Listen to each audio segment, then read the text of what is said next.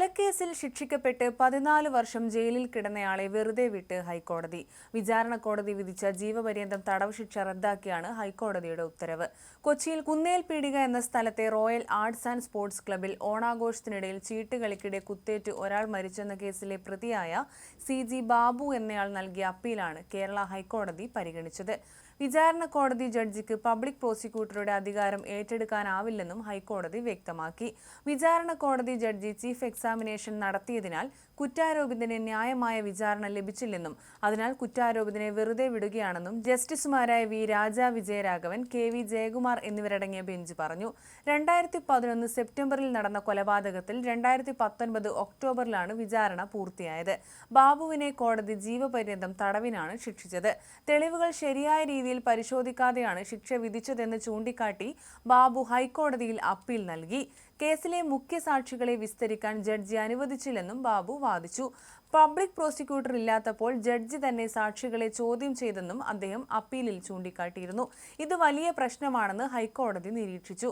Sessions ജഡ്ജിയുടെ പ്രവൃത്തി നിയമവിരുദ്ധവും അനീതിയുമാണെന്നും കോടതിയുടെ നിരീക്ഷണമുണ്ടായി.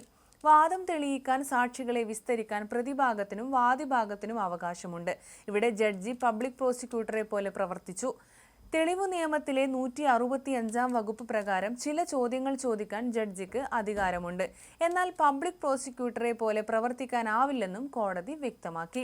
കേസിന്റെ വിചാരണ കാലയളവിൽ 7 വർഷം കുറ്റാരോപിതന് ജയിലിന് പുറത്തിറങ്ങാൻ സാധിച്ചില്ലെന്നും കോടതി ചൂണ്ടിക്കാട്ടി.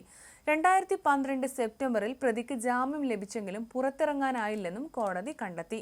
ഇക്കാര്യങ്ങളെല്ലാം നിരീക്ഷിച്ചാണ് കോടതി 14 വർഷം ജയിലിൽ കിടന്നയാളെ വെറുതെ വിട്ടത്.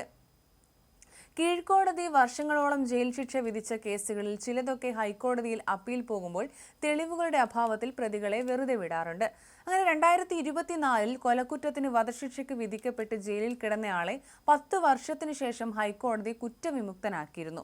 കുണ്ടറ ആലീസ് വധക്കേസിലെ വധശിക്ഷയ്ക്ക് വിധിക്കപ്പെട്ട ഗിരീഷ് കുമാറിനെയായിരുന്നു ഹൈക്കോടതി കുറ്റവിമുക്തനാക്കിയത്.